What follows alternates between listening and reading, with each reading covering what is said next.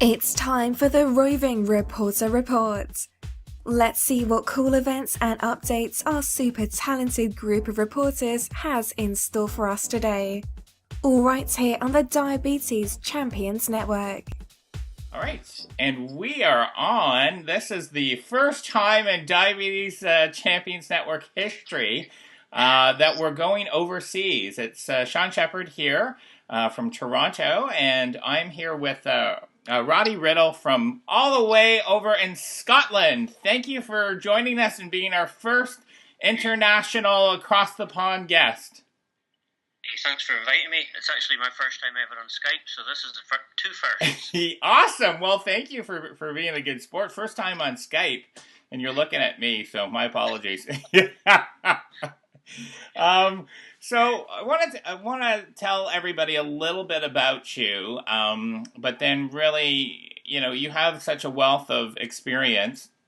And I just learned something new when we just were talking off camera, that you represented Scotland in the Commonwealth Games in 1994 and came over to Victoria in Canada.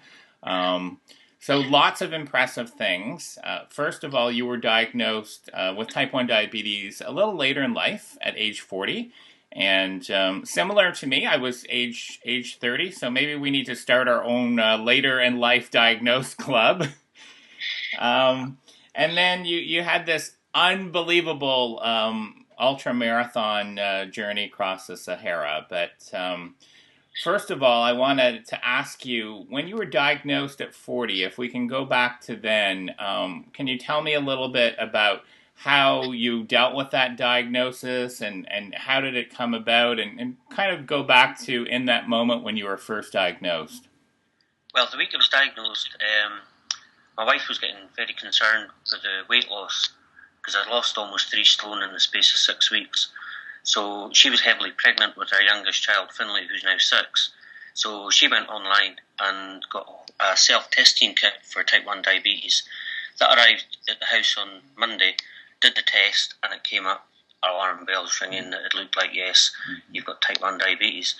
But that week I had a dilemma because I had a ticket for the UEFA Cup final to watch my football team play in the final down in Manchester.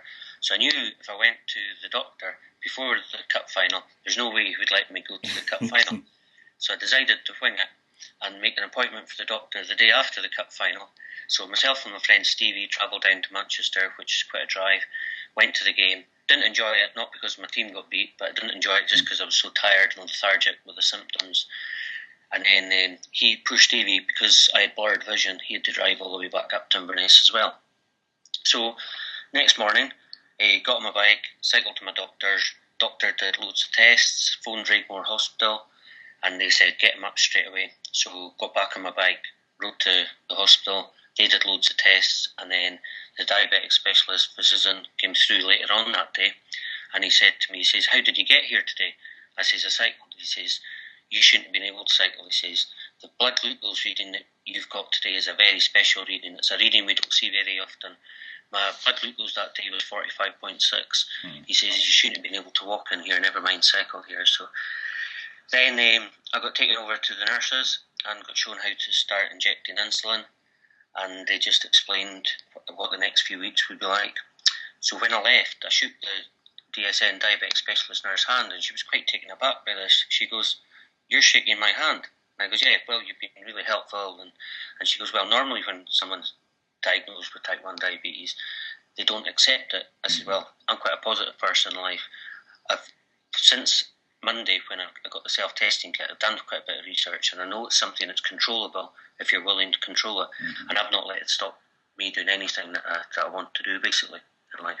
Wow, and you said that your wife was pregnant at the time as well.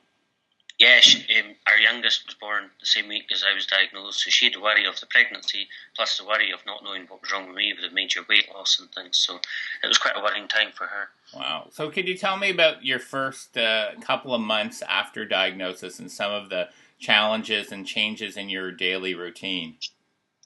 Well, as I said, got taught how to start injecting. So as soon as I started injecting insulin, I started feeling better straight away, because it meant that the sugar wasn't just going round and round in my system. It was actually getting released into my muscles and things. So straight away started to feel better. spoke to my nurse. I was constantly, for the first week, I was going to see my DSN nearly every day just to get everything settled down and show her my blood tests and results and things. And after about 6 weeks, I asked her if I could start doing some running again. Mm-hmm. She wasn't too keen because 6 years ago it was still sort of frowned upon for exercise with type 1 diabetes. So I thought, okay, so I'm going to start doing it myself and learn about my own diabetes. So my wife bought a treadmill online on eBay for me, a good quality one, like an ex-gym one. So it was in my garage. So what I did was I learned about exercise, and if I had a problem, I wasn't in the middle of nowhere up in the hills, so I could just walk into the house. So this is how I learned about what was happening to my blood glucose levels whilst exercising, and that's how it all came about, really.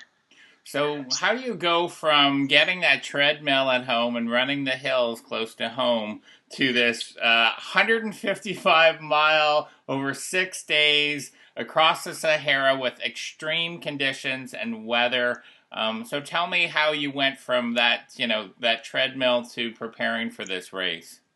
Okay, I'll tell you why I decided to do that first. Mm-hmm. When I was diagnosed, I'm an ex-international cyclist. I've raced all over the world. So I know a lot. Mm-hmm.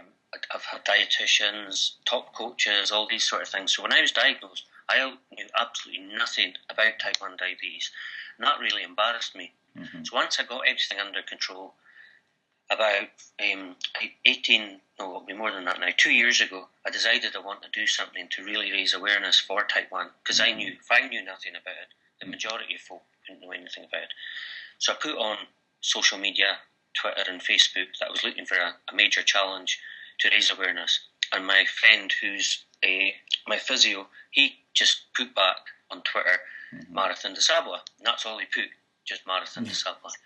So I've heard of the Marathon des Sables before, and I've heard that it was the toughest foot race in the world. So I phoned the organisation, and the organiser said to me, give us a few days and I'll get in touch with the French organisation and I'll get back to you. And because of my past history of being ex-international cyclist, the type 1 diabetic now, and wanting to raise awareness, there's normally a 3 to 4 year waiting list. So I only did this 18 months prior to the event. So he said, I'll get back to you in 3 or 4 days. That afternoon, I got an email saying, you're in. Wow. And I'm like, wow. So I got back to my friend, David Brandy, who's my physio, and I goes, your dancer, Dave, I'm in. And he just put back, you idiot, I was only joking. By that stage, it was too late. I was in, and as I said, I knew it was the toughest foot race in the world. I had a friend who lived in London who had previously done it, and he told me, he said he would only recommend it to people who absolutely hate it. So he's a very good runner, so I knew that if he was saying this, it must be tough. So that's why I chose the Marathon des Sables. And along the way, I raised £26,000 for two charities, Diabetes UK and JDRF.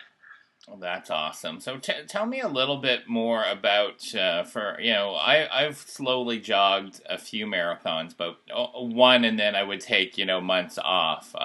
You're doing a number of marathons in a short period of time in extreme heat. So can you tell us a little bit more about what this event entails? Okay. When I retired from cycling, I did start doing a bit of running before I was diagnosed. I am a half decent runner. I've done London Marathon in 2 hours 44, so wow. I can run. Yeah.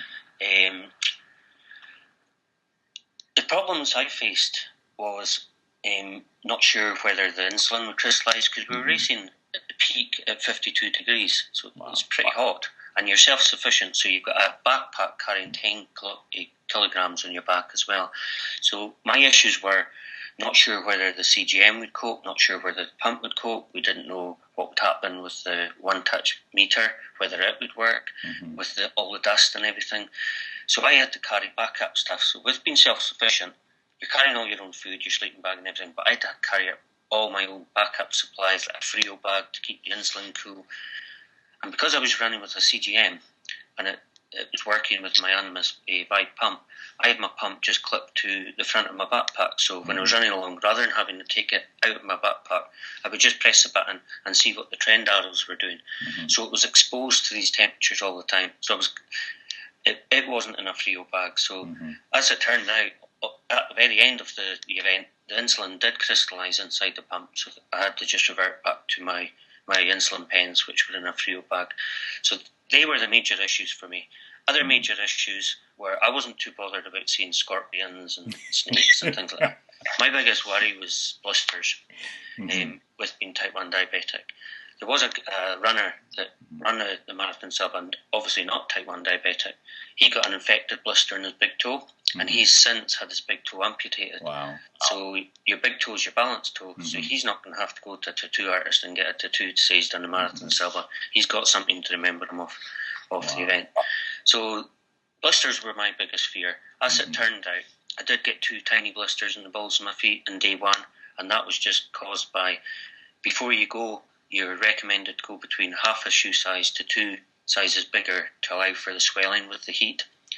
I went half a size bigger, and just because of the descending, some quite steep descents, the movement on my feet just caused 2 tiny blisters, and that's the only issues I really had through the event, apart from cannulas coming off and things like that, just because of the dust.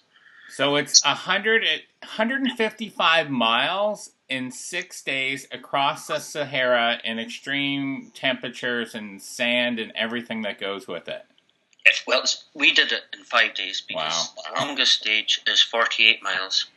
And if you do the longest stage, the 48-mile stage in 1 day, you get the next day as a rest day. So I did it in just over 12 hours, the longest stage. So it meant that the next day was a rest day, which allowed me to do set changes and just check everything, like my diabetes stuff. And as it turned out, my blood glucose meter, because there was so much dust, it stopped working on the rest day, but I managed to get it cleaned out to get it going again. So yeah, there was some challenges. Wow. So tell me, how did you feel when you finished it, you completed it? It was like a mission accomplished, just get me home, basically. I just wanted to get home and see my family again. I went there to do a job. That was my job done, and I just wanted to get home. It's no real celebrations. I went, did my job, and obviously, don't get me wrong, I was delighted to get the medal around my neck, but I went there to do something. I've done it, and then it's just get me out of here. So what would be your message to, I mean, people are watching this and they're like, oh my God, that is so extreme. What would be your message to other people living with type 1 diabetes? Just don't let it, you take control of your diabetes, really, and don't let it take control of you. You rule your diabetes, don't let it rule you. And that's what I've done since I was diagnosed 6 years ago. And that's what I'm going to continue doing. In fact, February next year, I'm going to an 82-degree deficit. I'm going to the Arctic to run. It's 155 miles, but only in 4 days. Oh my God. That's self-sufficient as well. So you're carrying all your own kit. So your sleeping bag is going to be heavier. You're going to have to carry more food because you're burning more fuel to keep warm. So that's my next challenge. Wow. One extreme to the other, right? Then that's it. I'm retiring. Yeah. Well, it'll be well earned, my friend. Well, first of all, congratulations. I meet so many incredible people that are overcoming challenges and really facing and not letting diabetes get in the way of what they wanted to do. So congratulations on that, and congratulations on being, part of this diabetes family. And also, thank you for being a good sport and being very first Skype interview. No. So talking to phone. Yeah. Well, it worked out great, and I really appreciate this. And we will be posting this, and I also will be posting the video that follows your journey. I mean, that was exceptionally well done. And thank you very much for your time. Thank you for helping me share my story, Shawn. All right. Well, you're welcome. And bye from Canada. Bye from Scotland. Thanks again, Roddy.